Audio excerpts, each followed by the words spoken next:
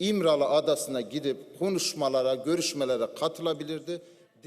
Endamê Partiya Gela Komarî dikaribû piçe grava Îmraliyê û beşdarî hevdîtinê bibe û zanyariyan bide 11 endamên xwe yên komisyonê.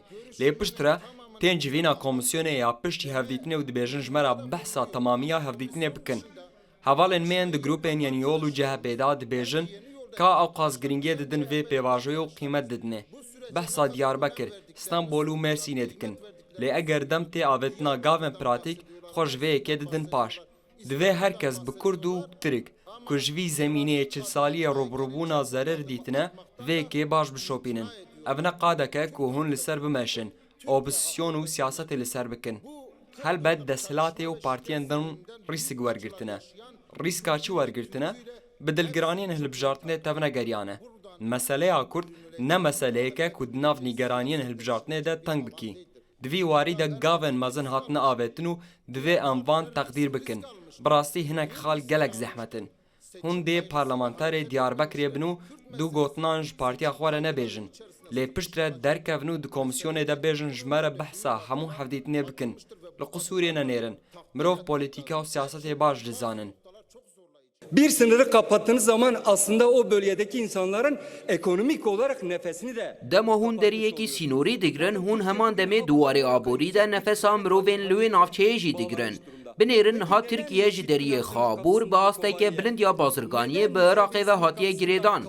Baş e, çima em ji deriyê sînoriyê Mirşîd Pinar bû Kobaniyê, ji deriyê sînoriyê Nisêbînê bû Qamişlo û ji deriyê sînoriyê Qoserê bû Tirabîspiyê peywendiyeke wiha çênekin. Çend mehberê di serî de Mêrdîn, Şanlıurfa, Şirnex û Diyarbekir serokên gelek odeyên bazirganiyê yên navçeyê daxuyaniyek dan. Gotin Birêz Wezîr, van deriyan vekin û xelkê navçeyê di rewşeke zehmet dene û di vêvderî bên vekirin. Binêrin, îro avakirina peywendiyeke sererast li gel rêveberiya xwesera Bakur Rojhilatê Sûriyê dê ji bo aştî û aboriya Tirkiye rasterast bibe destkeftek. Binêrin Birêz Wezîr, berî heft mehan em li gel şandekê çûn devera Rojava, Bakur Rojhilatê Sûriyê. Em ji Qamişlo heta Heseke û Reqayê çûn. Em li gel Ereb, Kurd, Siryan û Êzdiyan civiyan.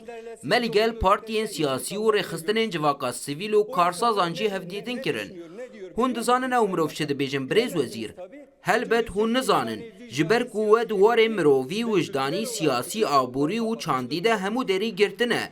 Lê ez carek din nerîn û hestên wan ên hevbeş ji we re bibêjim. Mirovên li wê derê dibêjin em naxwazin berê xwe bidin Şamê. Dibêjin em dixwazin berê xwe bidin Tirkiye û li gel Tirkiye peywendiyên aborî, çandî, mirovî, civakî û siyasî deynin û peywendiyên xwe pêş bixin.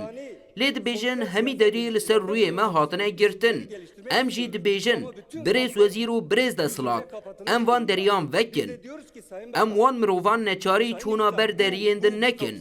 Binêrin, aştî û rêaştî û biratiyê ne digirtina deriyan de, lê divekirina wan de derbas dibe.